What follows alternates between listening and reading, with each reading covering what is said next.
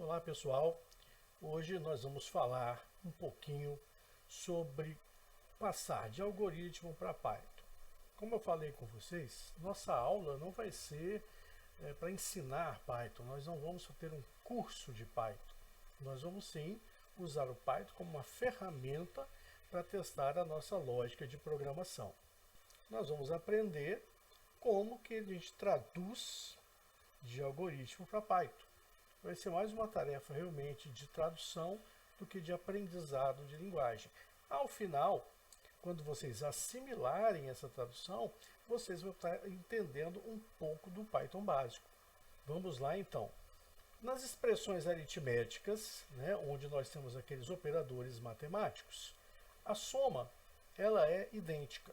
Do jeito que você apresenta a soma em algoritmo, você apresenta a soma em Python.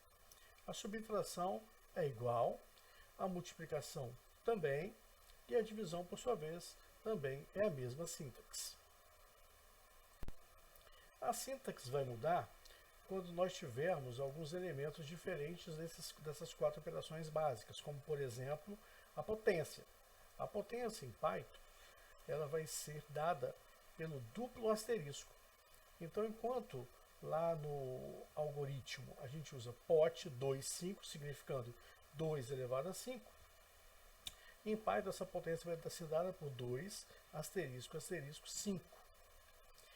Já a raiz ela tem uma característica um pouquinho diferente.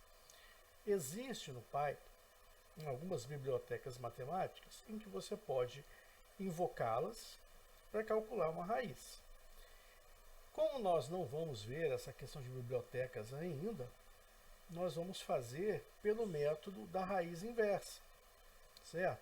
Enquanto 2 elevado a 5 me dá 32, quando eu quero saber quanto que é 32, a raiz quinta de 32, eu elevo 32 ao inverso da potência. Então, se a minha radiciação é 5, eu vou elevar 32 a 1 sobre 5. E com isso eu consigo calcular a raiz n de qualquer número. Basta elevar o número que eu quero calcular a raiz a 1 sobre n, onde n é esse radicando que eu não sei qual é o valor. Errou. Errou feio, errou rude. E as expressões aritméticas, elas ainda têm dois elementos na programação, que nós vimos lá nas primeiras aulas, que são os operadores div, que é aquele que me retorna a parte inteira de uma divisão. Div 23 vai me dar 6, porque 6 vezes 3, 18, é o maior número que eu consigo inteiro dividir 20 por 3. E o mod, que por sua vez me retorna o resto. Mod 37,5 vai dar 2, porque 5 vezes 7, 35. Como 7 é o último número inteiro divisível entre 37 e 5, vai me sobrar 2. Esse 2 é o mod. E em Python ele é dado por percentual. Faltou eu falar que o div em Python é dado pela barra. Eu dei uma pulada nisso aí, mas está aí. Div é traduzido para 20 /3. Mod vai 37, percentual 5. Então, div em Python, /, duas divisões. E mod em Python é o nosso conhecido percentual. As expressões lógicas, elas também vão ter as suas traduções. O maior escreve-se igualzinho. O menor também. Maior ou igual, mesma coisa, sem mudança. Menor ou igual, sem mudança. Agora que vem um pouquinho essas diferenças aí entre a sintaxe. Porque eu vou ter o igual, em um algoritmo, é um igual só. No Python são 2. Porque temos que lembrar que 1 igual no Python é a atribuição. 2 iguais, comparação. E o diferente em algoritmo é o sinal de menor e maior juntos. Em Python é exclamação igual. Também temos em Python as formas de sintaxe correta para os operadores lógicos, né, que a gente sabe que nós podemos ligar várias expressões lógicas, pelos conectores que são os operadores lógicos, como o E. O E em Python vira AND. O OR vira OR. E o não vira NOT. Então essa é a sintaxe, né, para o E, transforma em AND, o OR em OR e o não vira NOT. Outra coisa que a gente precisa saber é como que nos referenciamos aos tipos primitivos. Inteiro em algoritmo vira int em Python. Real vira float. Caractere vira str, que vem da palavra string. E o lógico vira bool, que vem da palavra booleano. Como são feitas as atribuições em Python? Bom, aqui em algoritmo, o A recebe 10, é essa setinha indicando para a esquerda. Em Python vira 1 igual, né? Porque a gente tem que lembrar que 2 iguais é comparação, 1 igual a atribuição. Um outro exemplo, B recebe A, aqui é o B recebe A. A única coisa que nós fazemos é trocar a setinha pelo sinal de igual e está tudo pronto. E como são os comandos de entrada em Python? No algoritmo nós temos lá o leia nome. Em Python vai virar assim, ó, nome, recebe, e aí o comando de entrada do Python é o input. Input, digite o nome. É sempre bom lembrar que o comando input, ele entrega qualquer coisa que você digitar no formato texto. Então, se eu digitar um número como nome, ainda assim ele vai entregar esse número em formato texto. É impossível eu fazer operação matemática com esse número que eu informar entregando esse conteúdo como texto. Tá? Então, se eu quero entregar um número como um tipo, eu preciso converter. Lembra que a gente viu lá nos tipos primitivos, agora há pouco, que o inteiro vira int, né, em Python. Então veja, idade está recebendo um input, digite a idade. Esse trecho aqui, ó, input, digite a idade, é entregue no sistema como sendo tipo caractere. Ele entrega então o texto. Esse int, por sua vez, está pegando esse texto e convertendo em número. Veja, só vai funcionar se a pessoa digitar número, e número inteiro. Se digitar qualquer coisa de texto, o int vai retornar um erro, dizendo que não é possível converter caracteres do tipo literal para inteiro. A mesma coisa vai acontecer com o real. O real, ele precisa ser convertido na entrada. Se eu digito 10.5, para eu entregar 10.5 numeral, eu preciso converter ele para float. Nem para inteiro eu consigo, porque inteiro não prevê a presença do pontozinho ali. Então veja, real é o peso 75,5 para converter para float e colocar na variável.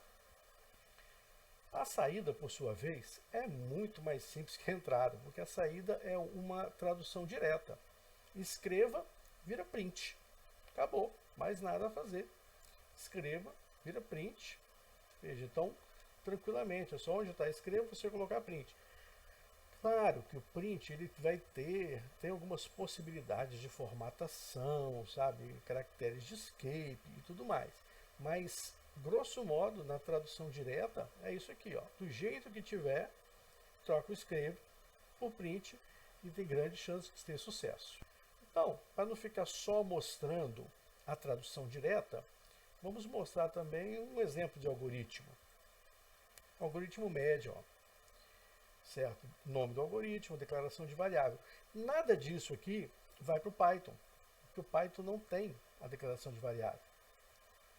E aí, a partir do início, sim, que é o bloco de processamento, aqui, né, a partir desse ponto, nós teremos, então, o Python entrando no esquema na hora da tradução. Leia N1, N2, N3, N4. No Python, eu não consigo ler os 4 de uma vez, igual aparece aqui no algoritmo. Então, eu tenho que fazer para cada variável uma linha. Como são notas, elas vão ser todas convertidas para o tipo real. Né? O cara pode tirar 6,5, 70,2, dependendo da gradação da nota. Feito isso, aqui essas 4 linhas representam essa linha única no algoritmo. Note, eu estou usando a sintaxe aqui, colocando ponto e vírgula no final. Python não precisa de ponto e vírgula. Média recebe N1 mais N2 mais N3 mais N4 dividido por 4. Então está aqui, ó. Média recebe a soma das 4 notas dividido por 4. Bom, agora só falta eu apresentar a média, que vai vir aqui, olha como, escreva a média, print média. E eu tenho aqui o meu fim do algoritmo, e eu não preciso colocar esse fim aqui no programa em Python. Ok? Então essa seria a tradução direta. Aqui no algoritmo são 3 linhas, aqui viraram 6, justamente por causa da entrada de dados, que precisa ser uma por linha. Vamos ver agora alguns comandos, como os comandos de bloco, né, aqueles que abrem blocos, como é o caso das condicionais. Se condição, então, vira if, condição, 2 pontos. O se não, vira else. E aí nós temos, se idade maior ou igual a 18, então, indo para Python, if idade maior ou igual a 18, 2 pontos, com uma indentação, escreva maior de idade, print maior de idade. Dando sequência, se não, vira else. E finalmente, depois do se não, nós temos ali quem? O escreva menor de idade, print menor de idade. Aqui eu vou ter um fim C, o que eu não preciso no Python, porque o Python trabalha o bloco por indentação. Quando eu voltar o meu código para a mesma indentação inicial, ele entende que houve o fechamento do comando condicional. Já os comandos de repetição, nós temos 2, né, o enquanto e o para, que nós estudamos. O enquanto está ali a assinatura. Enquanto condição faça, ele vira while, condição, 2 pontos.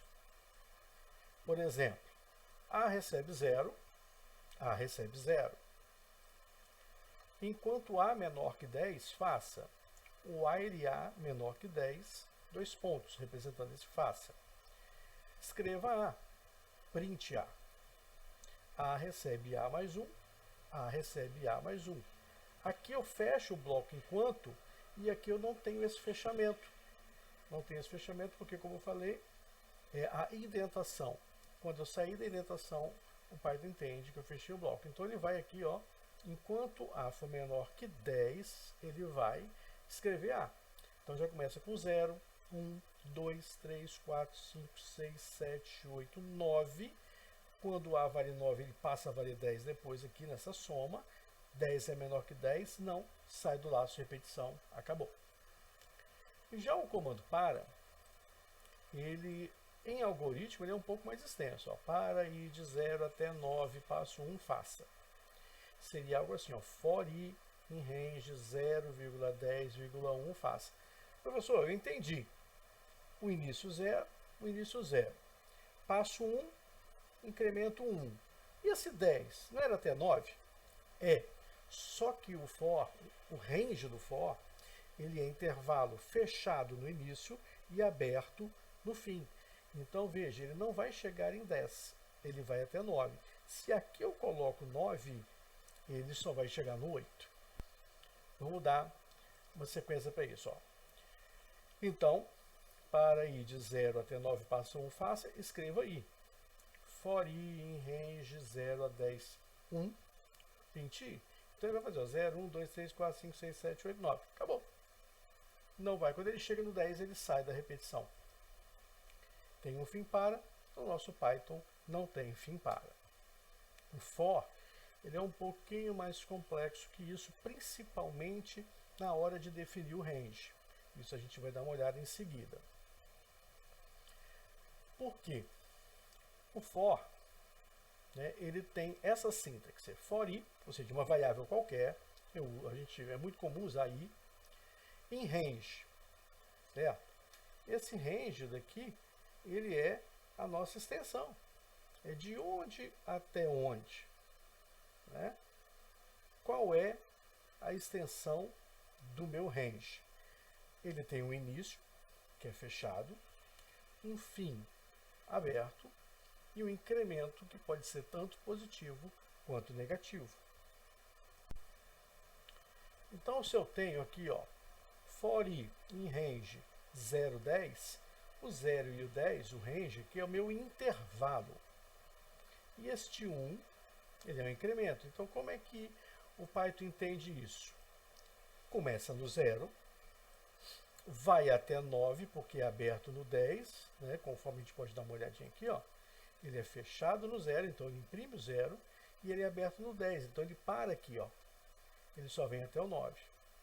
E o incremento dele é mais 1, ou seja, ele vai 0, 1, 2, 3. Se no lugar do 1 aqui fosse 2, ele só iria imprimir até o 8. Porque eu falei que o intervalo dele vai até 9, quando eu fecho no 10, ou deixo aberto no 10. Então vai ser 0, 2, 4, 6, 8. O próximo é 10, que está fora do intervalo. Então, o último número impresso, se o incremento fosse mais 2, seria o 8. E o Python, ele aceita outras formas de escrita nesse intervalo aqui. Por exemplo, né, se eu tiver essa instrução, 0 e 10, só tenho 2. Né, são 3 parâmetros. Início, fim e incremento. Mas eu só estou passando o início e o fim. Então, ele assume que o incremento é mais 1. Se eu quiser colocar o incremento, se eu quiser informar o incremento, obrigatoriamente eu preciso informar o início e o fim. Porque o incremento é o terceiro parâmetro. Não tem como eu informar o incremento sem informar o início e o fim. Então, um dos dois, todos os dois têm que aparecer juntos para que eu possa apresentar o incremento. Agora, se eu omito o incremento, eu estou dizendo que o incremento é mais 1. Esse intervalo 0 a 10 eu posso simplificar mais ainda. Eu posso dizer só isso, for i em range 10, porque ele vai assumir que o valor padrão para início é 0 e o valor padrão para incremento é mais 1. Então, se eu omitir o início e o incremento, ele assume que o início é 0 e o incremento mais 1. E, por fim, eu ainda posso ter o meu for aparecendo na forma de incremento negativo. Que aí eu posso estar como exemplo aqui, ó, isso aqui, ó, for i em range de 20 a 10. Então, o meu incremento aqui, obrigatoriamente, ele tem que ser negativo. Se for positivo, ele não vai fazer nada, mas negativo ele vai vir descendo, de 20 até 10. Como o intervalo é aberto no 10, ele chega no máximo até 11. Como eu estou descendo de menos 2 em menos 2, eu vou imprimir. Se eu colocar embaixo disso aqui, né, um print i, vai sair 20, 18, 16, 14, 12. O próximo valor seria 10. 10 está no intervalo aberto, ele não aparece, portanto. Então, esse tipo de sintaxe quer dizer o quê? Início é 20, vai até 11, porque o 10 é intervalo aberto, e eu estou na decrescente, e o incremento menos 2. Se eu quisesse fazer uma impressão, por exemplo, de 9 até 0, com incremento menos 1, esse meu for teria que ter o seguinte intervalo, de 9 até menos 1, com incremento menos 1. Por que o meu fim tem que ser o menos 1? Porque esse intervalo menos 1 vai ser aberto. E para eu chegar em seu antecessor na decrescente, que é o 0, então eu coloco menos 1. Aberto menos 1, o último número que vai imprimir, então, é o 0. Então, gente, é isso. Para o que nós vimos até agora de algoritmo, essa é a sintaxe dos comandos que nós aprendemos. Né? Nossa disciplina acaba em comandos de repetição, nós vimos o while e o for. Isso mais ou menos encerra aí o nosso conteúdo programado. E agora só falta eu exibir a média. Escreva a média, vem para cá, errado. Puta que pariu. E o else vira um else com 2 pontos. Que pem. Escreva menor de idade, print menor de idade. Não deem atenção para essa falha aqui de indentação. Por outro lado, eu poderia só colocar isso aqui, ó, for i em range 10. Esse intervalo, o que acontece? O Python entende que com esse intervalo o início é 0 e o incremento é mais 1. Então, se eu faço for i em range 10, dá vontade de me matar, ele assume automaticamente que o início é 0 e o incremento é mais 1, porque 0 é o valor default. Deixa a ambulância passar. Passou.